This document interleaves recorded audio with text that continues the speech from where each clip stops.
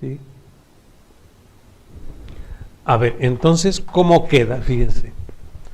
Vamos a ver la entrada de voltaje. Fíjense, voy a tener un conector, lo voy a dibujar aquí, que es el jack, donde voy a tener varias terminales, varias líneas, pues, ¿sí?, de entrada. Voy a pensar en este momento que la primera que tengo acá arriba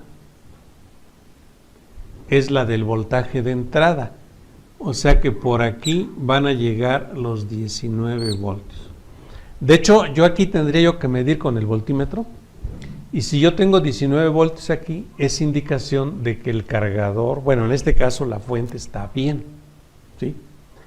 Normalmente los fabricantes lo que hacen, los fabricantes de las tarjetas, es entrando luego el voltaje, ponen unas bobinas aquí, en paralelo, ¿sí? Podemos encontrar 2 o hasta 3 bobinas, voy a poner 3. O ya más austero el sistema, una sola, ¿sí?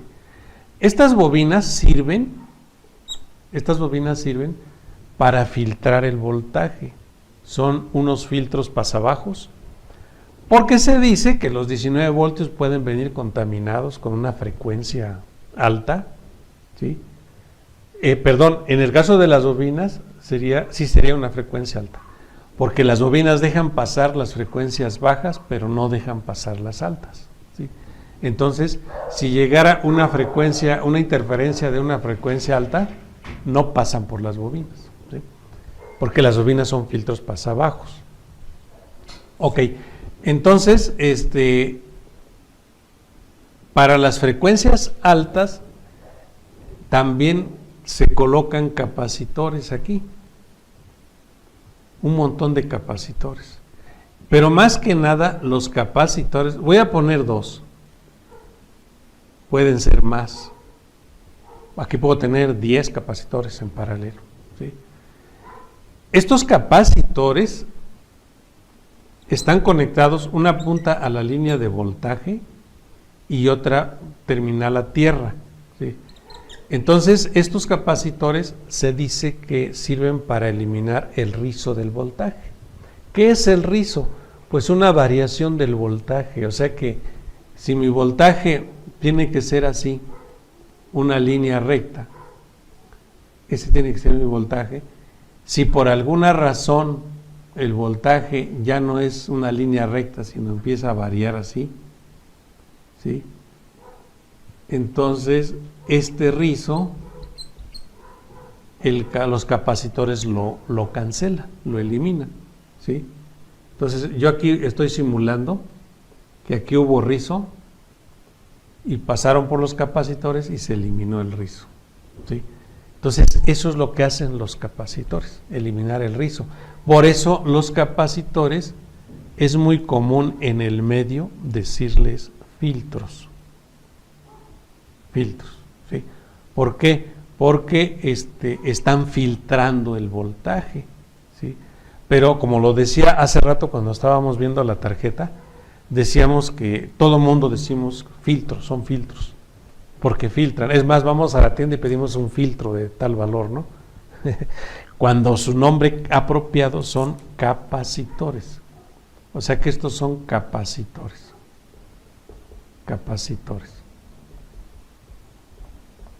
Ok, entonces, o condensadores, como también se les llama, ¿no?, en español, o condensadores, vamos a ponerlo así,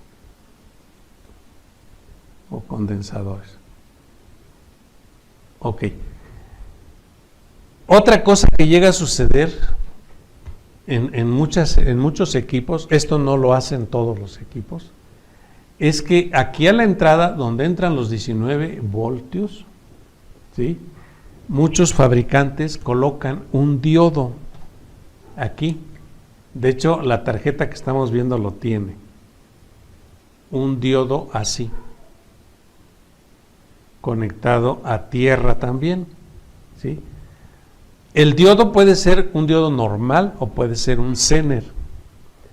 De hecho, en el diagrama que tenemos abierto es Zener. Así es el símbolo del Zener, ¿sí?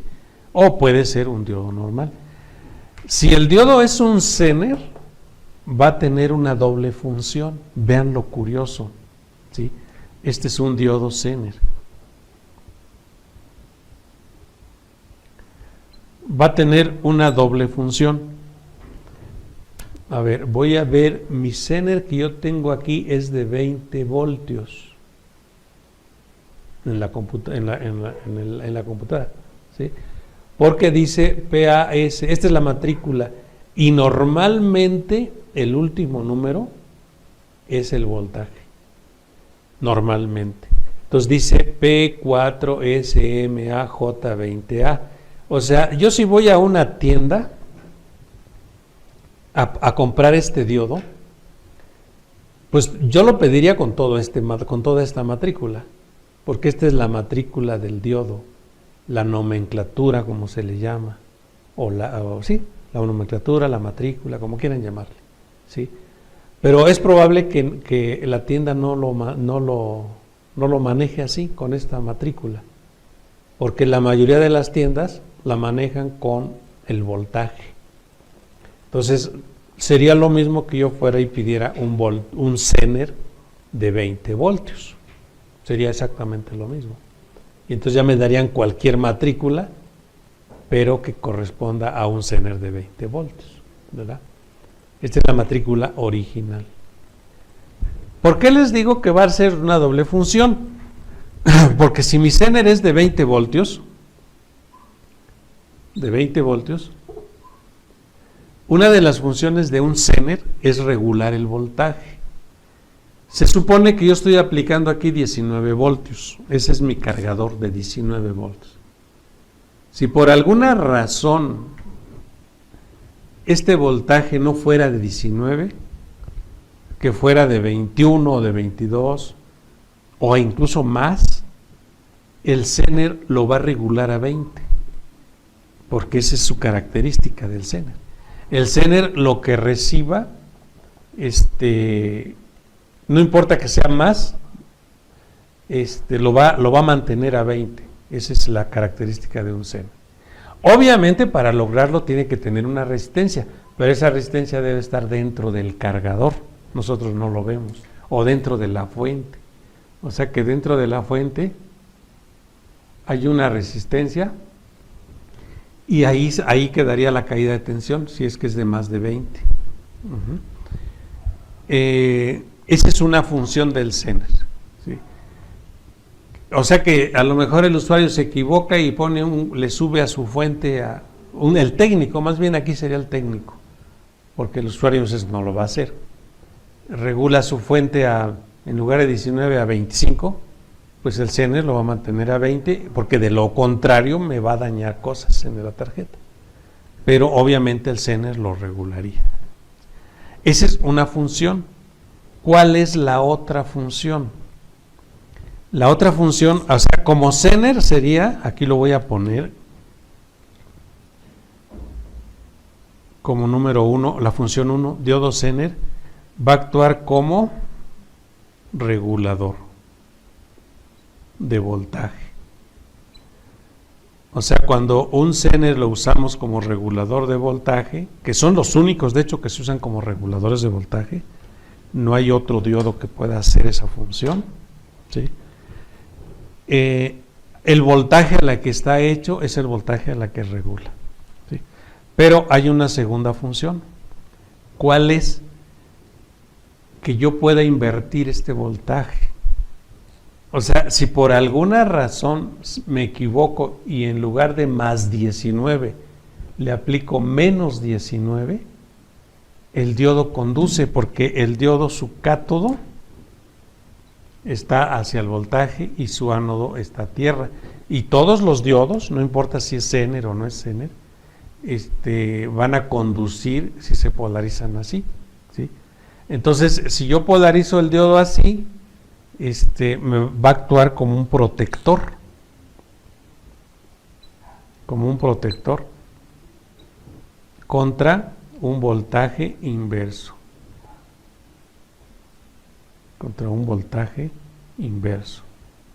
De hecho, hay equipos que el voltaje, que el diodo es normal, o sea, no es Zener, sino es un diodo normal, y entonces actúa como un protector nada más, ya no como Zener, pero en este caso a su vez es un protector. Ok, entonces esa es la función del diodo que tenemos a la entrada, pero repito, este diodo no lo traen todos los equipos, no lo traen todos. Entonces, si fuera un Zener, estaría regulando, y si fuera un diodo normal, estaría protegiendo, ¿sí? A la salida de este circuito, ¿sí?, puede llevar incluso un fusible. Aquí podemos tener, por ejemplo, un fusible. Este es el símbolo de un fusible, ¿sí? Los fusibles se abren con el amperaje, con la corriente. Si este fusible fuera, por ejemplo, de 3 amperes, pues no deja pasar más de 3 amperes. Cuando ya llegamos a 3 amperes, se abre el fusible. Entonces, todo esto es lo que puede traer a la entrada un equipo. Actualmente ya no es tan común usar fusibles, porque ya trae otro tipo de protecciones que son más rápidos que el fusible, ¿sí? Entonces hay ocasiones en que el fusible está bueno y de todos modos algo se dañó y quedó bueno el fusible, porque no se abrió el fusible.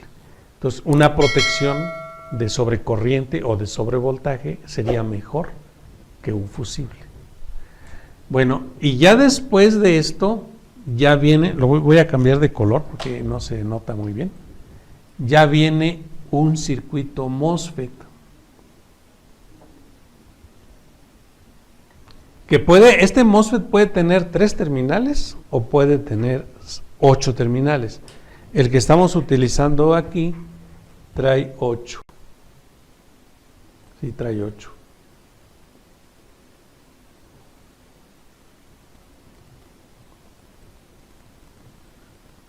Trae 8 terminales, ¿sí? Aquí en el dibujo, bueno, si lo están viendo, nada más ponen 5, pero son 8. Ahorita les explico por qué. Vamos a tener 4 terminales de un lado. Este MOSFET es exactamente igual a la que utilizan las laptops, ¿sí? En el diagrama que estamos viendo, la terminal 1, que es esta, se junta con la 2 y 3, así, y ahí es donde entra el voltaje, ¿sí? Es la 1, esta es la 1, 2 y 3.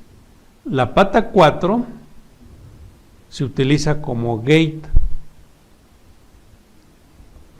En el equipo, en este caso, el equipo que estamos viendo, es una protección la que hace que se apague el MOSFET, ¿sí? Y esta terminal, la terminal 5, 6, 7 y 8, estas terminales vienen siendo la salida. Aquí ya tengo yo la salida de voltaje. Salida de voltaje. ¿Cómo funciona? Bueno, pues el voltaje, a ver, desde la entrada, entra el voltaje, se filtra, se protege con el diodo, se regula en este caso porque es un Zener, se filtra, pasa por el fusible por si hay un corto, pues se abre el fusible. Los capacitores evitan el rizo, ¿sí? Eso es lo que están evitando. Y llega a un MOSFET donde es un circuito ya electrónico, es un switch electrónico. Cuando el equipo está trabajando bien, el voltaje entra aquí entran los 19 voltios. A ver, lo voy a poner de otro color. Aquí entran los más 19 voltios y salen los más 19 voltios. ¿Sí? El MOSFET estaría encendido para que el voltaje salga, o sea que aquí llegaría un voltaje de encendido. Si el MOSFET es canal N, de hecho ahorita lo vemos si es canal N, si es canal N, prende con un voltaje positivo, pero si es canal P, porque hay dos tipos, entonces prende con un voltaje negativo. ¿Cómo lo sé? Por la flechita, de hecho es canal N. Aquí la flecha está para afuera, vean la flechita, tiene una flechita aquí. Entonces eso me indica que es N, ¿sí? Y si tuviera la flecha para adentro, sería P, ¿sí? Entonces aquí dice que está prendido con 19 voltios. ¿Cuál es el objetivo de poner un MOSFET? Por ejemplo, hay lugares de la tarjeta, o sea, zonas del equipo, donde se necesita prender y apagar. Sí, porque por ejemplo, a lo mejor yo tengo una línea de voltaje que voy a utilizar solamente cuando prenda algo, y cuando ese algo no prenda, este MOSFET está apagado. Les pongo un ejemplo. Por ejemplo, a lo mejor yo requiero un switch de estos de 5 voltios para el USB y quiero que cuando no conecte nada por el USB no tenga voltaje y solamente tenga voltaje cuando conecto el USB. Eso lo vamos a ver, de hecho en todas las computadoras son así. Entonces ahí se utiliza un MOSFET como switch. Repito, este es un MOSFET. Como switch que prenda cuando el voltaje se necesita y se apague cuando el voltaje ya no se necesita, ¿sí? Aquí en este caso no, en este caso se va a utilizar, de hecho el MOSFET debe de estar prendido siempre debe estar prendido. Deben de llegar los 19 y salir los 19 aunque la máquina esté apagada. Claro, siempre y cuando esté conectada al tomacorriente, al cargador, ¿sí? Y se utiliza como protección, o sea que va a haber un circuito integrado por acá, un CI, ¿sí? Que es el que le van a decir si hay alguna falla en la tarjeta, o sea, algún corto o algún problema, ¿sí? Y entonces este circuito se va a encargar de apagar este MOSFET para evitar que los 19 voltios que salen pues provoque un daño mayor. O sea, imagínense que mi computadora se puso en corto el disco duro, ¿sí? Bueno, pues este circuito se da cuenta que el disco duro se puso en corto y manda la orden y apaga para que ya no salga voltaje, porque si sigue saliendo el corto va a hacer que se quemen muchas cosas, ¿no? Muchos componentes, como pasaba antes en los aparatos antiguos, cuando no había protecciones. Hace muchísimos años los equipos electrónicos no tenían ese tipo de protecciones. Entonces llegaba una descarga había un corto y se quemaban resistencias, capacitores y hasta las pistas de la tarjeta. Salía humo del equipo, porque no había protecciones.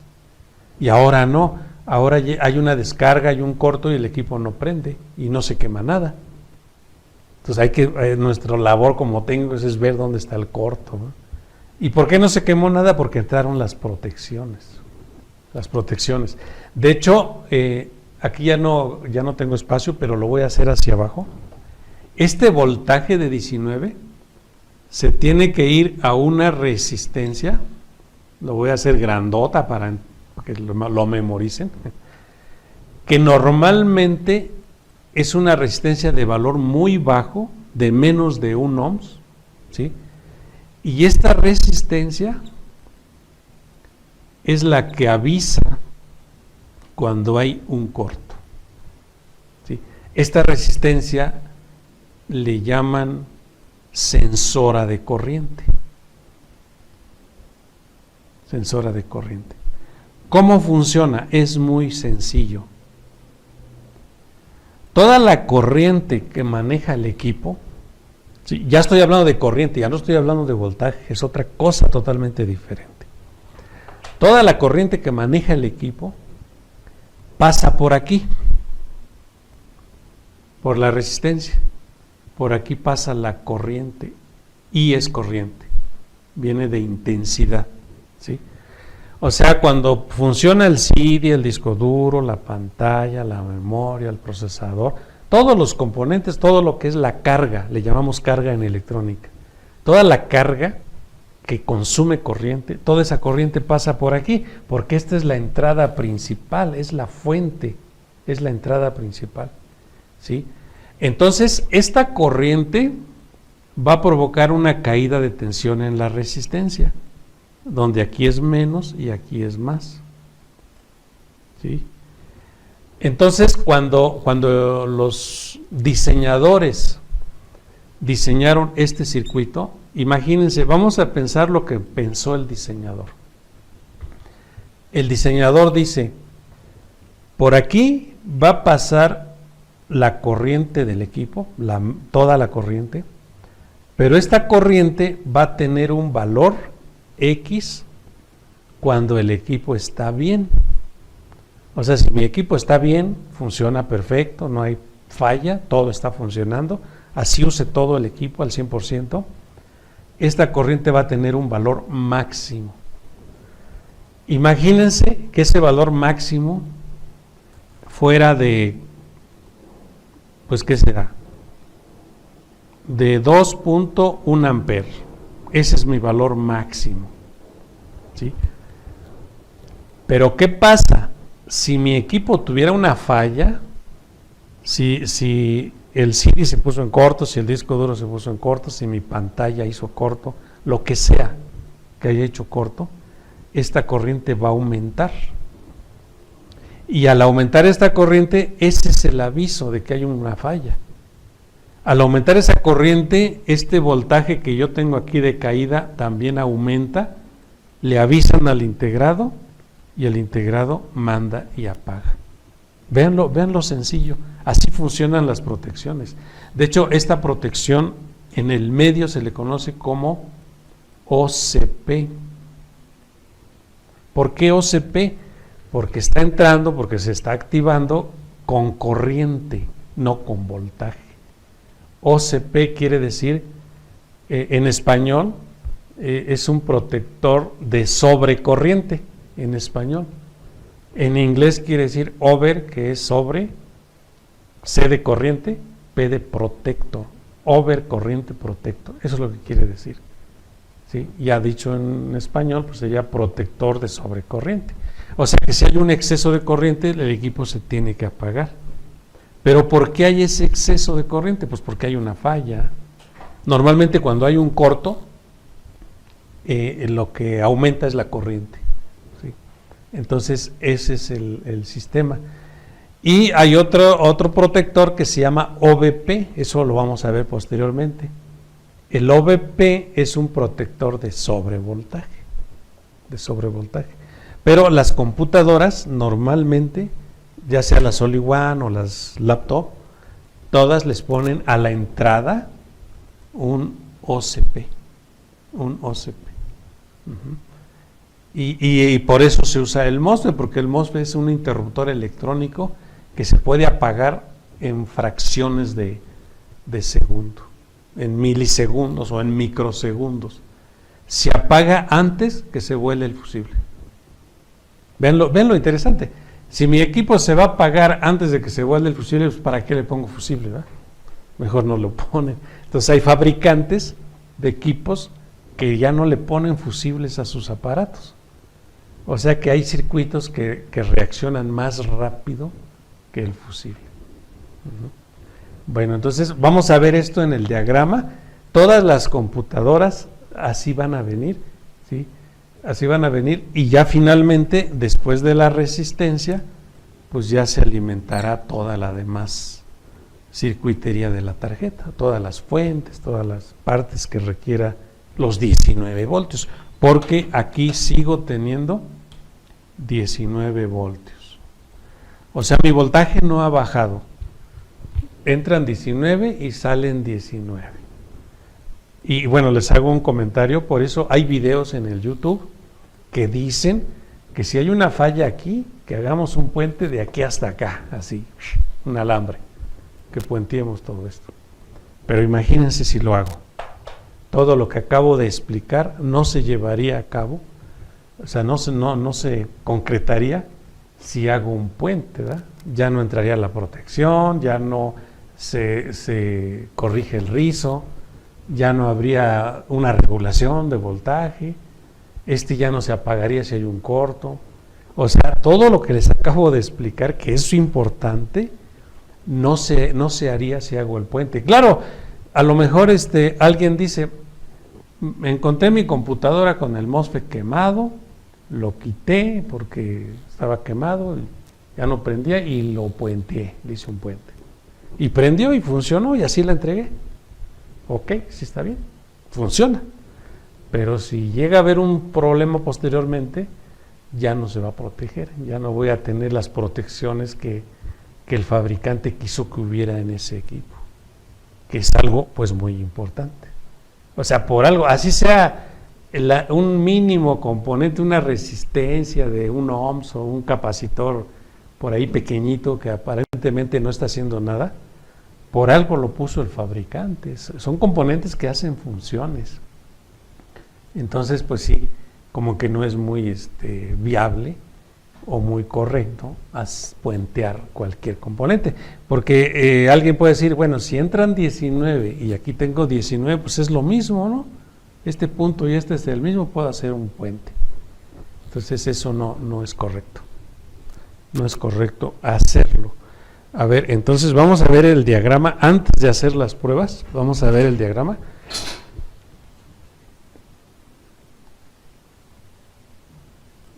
Vamos a cerrar esto que nos está interrumpiendo aquí la visión. Son comerciales que llegan. Vean, nos faltan detalles en la entrada, ¿eh? Ahorita nada más vi la línea de voltaje. Todavía tenemos bastante tiempo, ¿sí? Entonces,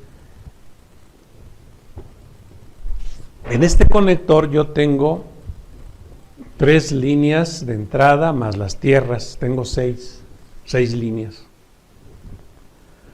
Tengo la entrada de 19, aquí está, ¿sí? No se ve el puntero, ¿va? Entonces, aquí tengo la entrada de 19, ¿sí? Cuando yo conecto el cargador, aquí entran los 19 voltios, de hecho aquí lo dice, 19, el 5 es el número de pata del jack, ¿sí? 19B DC source, o sea, mi fuente, source es fuente, desde corriente directa 19 voltios, ¿sí? Y entrando luego está el Zener de 20 voltios, para hacer que el voltaje no suba a más de 20. Le dan una tolerancia de 19 a 20, ¿no? Entonces, si llegara a más de 20, pues hace que no suba a más de 20. Obviamente el 19 sí sube a 20, pero no afecta. Y luego vienen unos capacitores que están punteados en verde, ¿sí? Esos capacitores son los que yo les comentaba, que son los que filtran el voltaje. De hecho son 1, 2, 3, 4 capacitores, ¿sí? Y vienen las bobinas. O sea, aquí en este caso pusieron primero los capacitores y luego las bobinas.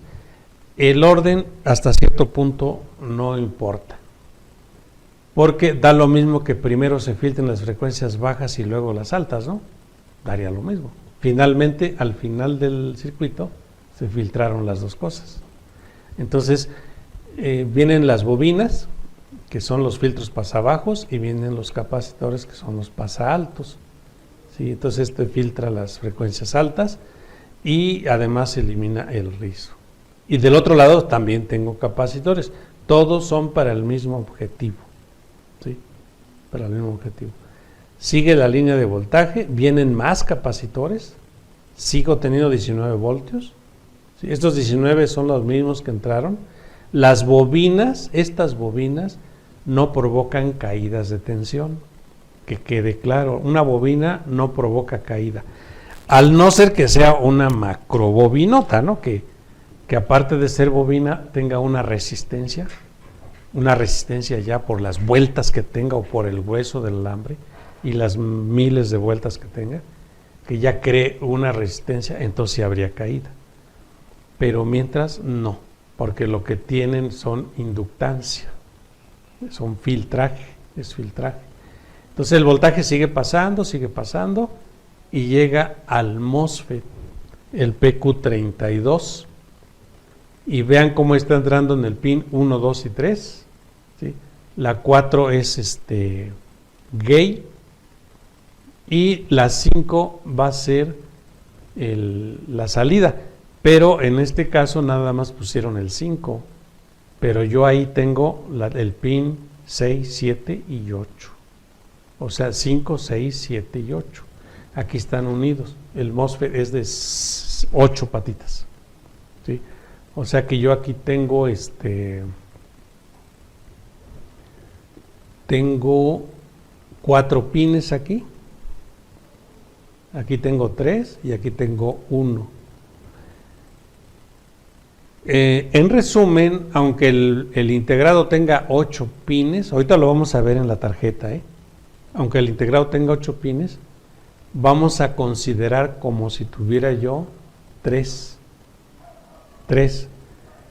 El 1, 2 y 3 es una sola, que se le conoce como source o surtidor, ¿sí?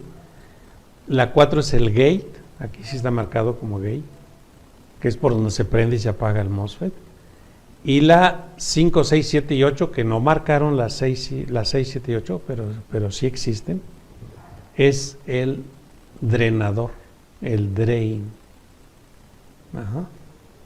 Y bueno, aquí vienen las características del circuito. Dice que es un integrado de 16 amperes. La corriente del drenador es de 16 amperes. Es bastante corriente lo que este circuito soporta. La salida ya tenemos los 19 voltios, los mismos que están entrando. O sea, los que están entrando aquí, 19, son los mismos que tenemos aquí, porque el MOSFET se switchea. Switchar es que es como si fuera un apagador simplemente. Un apagador que puede estar prendido o apagado. Cuando está prendido salen los 19 y cuando se apaga entran 19 pero no sale nada y se apaga por aquí, por el gate. Esta resistencia debe de venir, acá está, esta, viene a través de este transistor y este transistor es el que va a apagar el circuito cuando haya un problema, ¿sí? Ok, y al final del PQ32 viene la PR338, que es la resistencia que yo les comentaba, que viene siendo la sensora de corriente. La sensora de corriente. Esa resistencia es de 0.01 ohms. Vean lo interesante. 0.01 R significa 0.01 ohms. Yo les decía que era una resistencia de menos de 1 ohms. Aquí comprobamos que es de 0.01.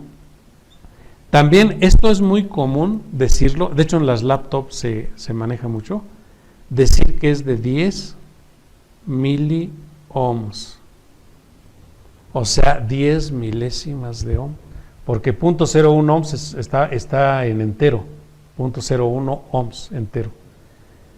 Si corre el punto decimal me quedan 10 miliohms, 10 milésimas de ohms. Una resistencia súper pequeñita, pero con una función muy importante. Otra cosa que hay que tomar en cuenta es que a pesar de que la resistencia es muy pequeña, nunca hay que puentearla por la función que está haciendo.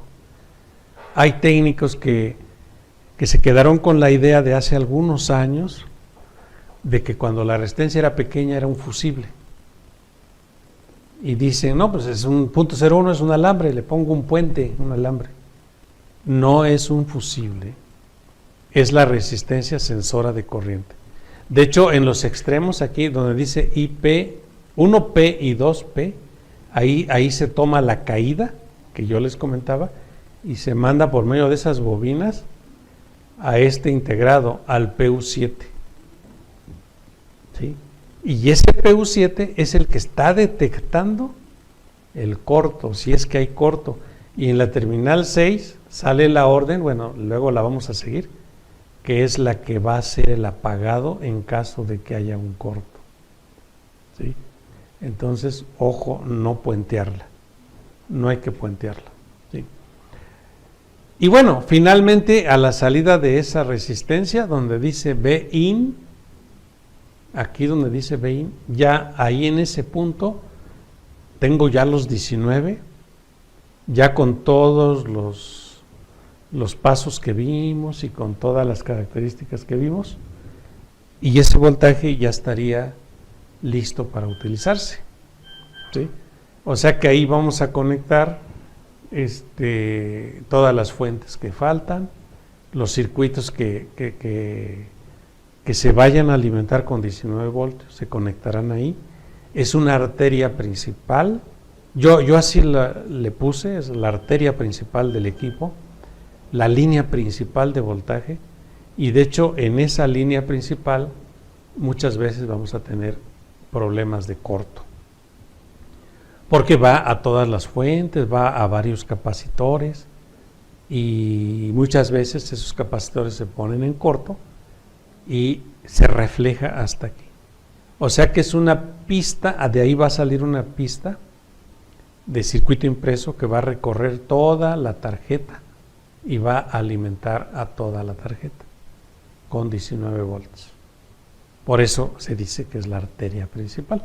Y bueno, aquí hay un divisor de voltaje al final. En este diagrama, insisto, hay un divisor con dos resistencias y de ahí toman 12 voltios. De ahí sacan 12 voltios, una fuente de 12 voltios. ¿Sí? Que dice que va al CPU, pero realmente ese voltaje seguramente es 12 voltios para el ventilador, para que gire el ventilador, que está en el CPU. Aprovecharon a través de dos resistencias lograr 12 voltios. Un divisor es un divisor de voltaje, ¿sí? 12 voltios y se ahorran una fuente de 12 voltios. Lo ideal es que hubiera una fuente exclusiva de 12 voltios a través de MOSFET, a través de una bobina, su capacitor, su oscilador, pero lo hicieron así muy, muy sencillo, muy fácil, a través de dos resistencias y un capacitor, este capacitor.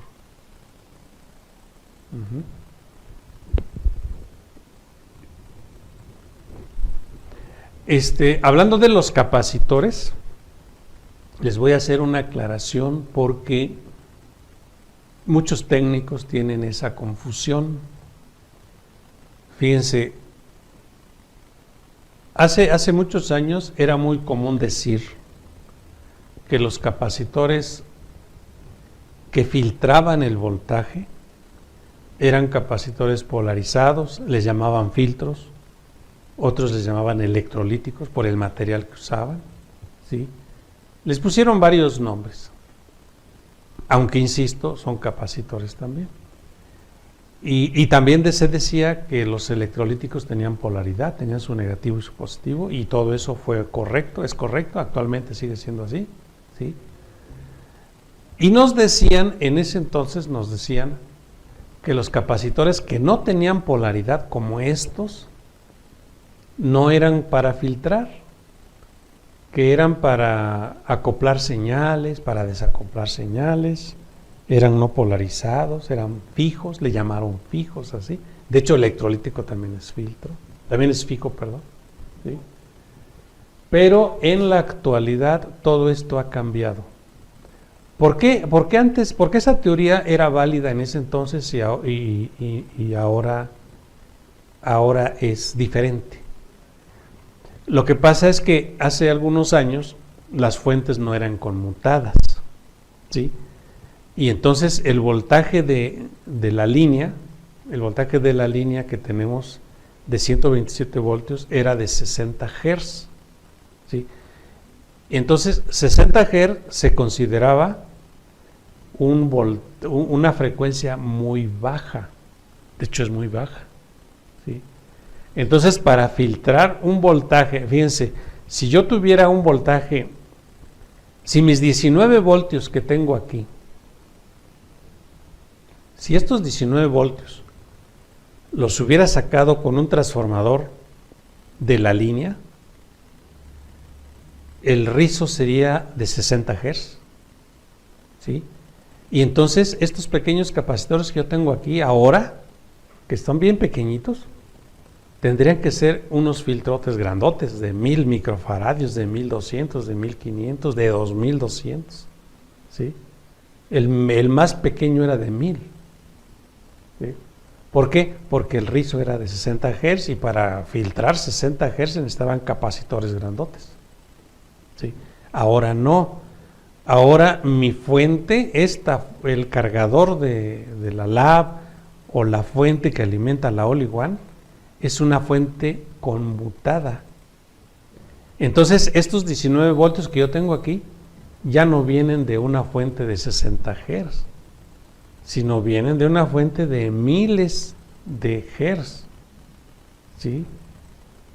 Entonces, como es una frecuencia alta, pues las capacidades de los filtros también ya fueron pequeños. Entonces, lo que antes se decía que un capacitor, por ejemplo, aquí tengo un capacitor de 0.1 microfaradio. Hace, pues qué sé yo, hace 30 años, antes de la fuente conmutada, ese capacitor no se hubiera podido utilizar como filtro. Si no era para desacoplar frecuencias altas o era para acoplar una señal de un punto a otro. Y ahora no. Ahora, si se dan cuenta, ya la mayoría son de 0.1. Aquí está 0.1, 0.22, 1 microfaradio, ¿sí? 1 microfaradio, 10 microfaradios, son 10 microfaradios. O sea que son capacidades muy pequeñas, 0.1 microfaradio, 0.1 microfaradio. Aquí al final 0.1 microfaradio. Son muy pequeñas las capacidades, pero sí son filtros. Entonces yo a lo que iba es que aquí tengo una salida de 12 voltios y esta salida la están filtrando con un capacitor de 0.1 microfaradio. Vean lo curioso. Si estos 12 voltios vinieran de una fuente de 60 Hz, este capacitor tendría que ser mínimo de 680 o 1000 microfaradios. O sea, un botezote grande. Entonces, eso es una gran ventaja. Eso es lo que vinieron a hacer las fuentes conmutadas. La conmutada, la característica de la conmutada es que la frecuencia de línea lo aumentan a miles de Hz para disminuir su tamaño físico. Y obviamente también la de los equipos. O sea, todos los componentes que antes eran grandes, ahora son pequeñitos. Muy bien, pues así trabaja este sistema. Esta entrada de voltaje es importante, de hecho por eso lo desglosamos bien, así como las fuentes también lo vamos a hacer. Son muy importantes porque aquí es donde vamos a tener la mayor cantidad de fallas. Llega a pasar que el equipo no prende porque tiene un corto y el voltaje llega hasta aquí y ya no sale. O tiene un corto y se apaga la fuente de externa, ¿no? En este caso que estamos utilizando una fuente externa. Es muy común. Por ejemplo, yo aquí tengo una fuente que tiene un foquito, tiene un LED. Hay fallas donde si tengo la fuente desconectada del equipo, ¿sí? Ahí está desconectado, el LED está prendido. Pero si lo conecto, se apaga el LED. ¿Qué me está diciendo eso? Que hay un corto en el equipo y como mi fuente es conmutada, se protegió y se apaga solita. ¿Sí? Entonces, la protección la están haciendo desde la fuente de poder. Y obviamente, si yo desconecto mi fuente, vuelve a prender el foquito después de un ratito. Pero si lo conecto, se vuelve a apagar. Entonces ahí lo que tenemos que hacer es buscar el problema, buscar la falla, ¿sí? Y entonces en los equipos, pues casi siempre, nos pasamos para acá, pues casi siempre el corto está en esta parte. Cuando se apaga la fuente externa, es porque mi corto está aquí a la entrada luego. Y puede estar, un capacitor de estos puede estar en corto, el diodo Zener puede estar en corto, ¿sí? Un capacitor o el MOSFET está en corto y mi línea del BIN es la que está en corto, ¿sí? Ya tendríamos que hacer mediciones, todo eso lo vamos a ver. En la siguiente sesión vamos a ver cómo saber si hay un corto en la línea, ¿sí? Cómo saber si hay un corto en la línea. Y vamos a checar voltajes para ver hasta dónde llega y hasta dónde ya no pasó en caso de haber una falla.